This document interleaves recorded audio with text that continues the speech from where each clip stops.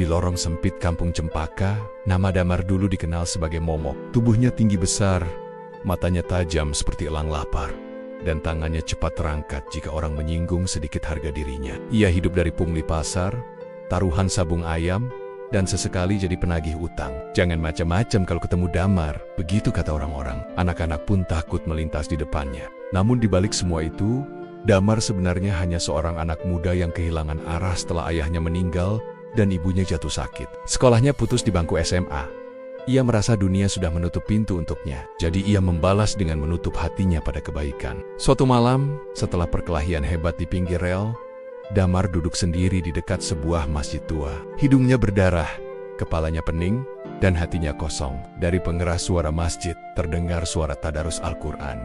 Lirih, tapi menusuk hati. Damar memejamkan mata, air matanya menetes, entah karena luka atau sesuatu yang lebih dalam. Lalu seorang lelaki tua bersorban putih dari dalam masjid mendatanginya. Ustadz Hamid, pengasuh madrasah kecil di kampung itu.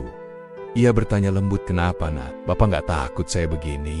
Jawab Damar sinis, "Saya lebih takut kalau kamu terus hidup tanpa arah. Kau punya kekuatan, sayang kalau hanya dipakai buat marah-marah." Kata-kata itu sederhana, tapi membekas dalam. Damar tak menjawab, hanya tertunduk. Beberapa hari kemudian, Damar mulai datang ke masjid diam-diam. Duduk paling belakang, mendengarkan pengajian. Tak ada yang menyapa, dan itu yang ia syukuri. Ia hanya ingin belajar diam-diam dan menikmati pengajian. Pelan-pelan, Ustadz Hamid mendekatinya, memberinya buku-buku, menyuruhnya membantu bersih-bersih madrasah, lalu memintanya mengajari anak-anak membaca huruf hijaiyah. "Mana bisa saya, Ustadz?" "Kamu bisa, kamu hanya perlu percaya, dan mulai dari yang kamu tahu."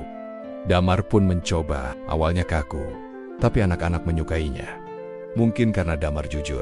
Ia tak pernah berpura-pura alim, tapi ia juga tak lagi menyimpan amarah. Ia belajar bersama anak-anak itu, dan dari situ ia belajar menjadi manusia baru. Tahun berganti.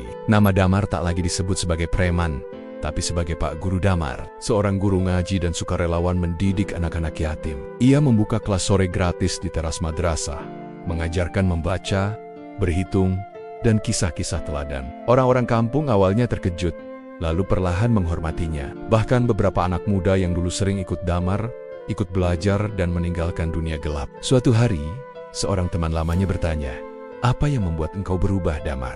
"Waktu jadi preman, aku merasa kuat, tapi ternyata aku hanya lari dari luka hatiku. Baru ketika aku mulai mengajar dan melihat anak-anak tersenyum, aku tahu, kekuatan sejati itu bukan soal otot atau nama ditakuti, tapi soal memberi harapan." Dan setiap pagi, anak-anak kampung Cempaka datang dengan buku di tangan, menyambut guru mereka dengan semangat. Guru yang dulunya ditakuti, kini dirindukan. Menurut kamu, apa pesan moral cerita ini? Tulis di kolom komentar.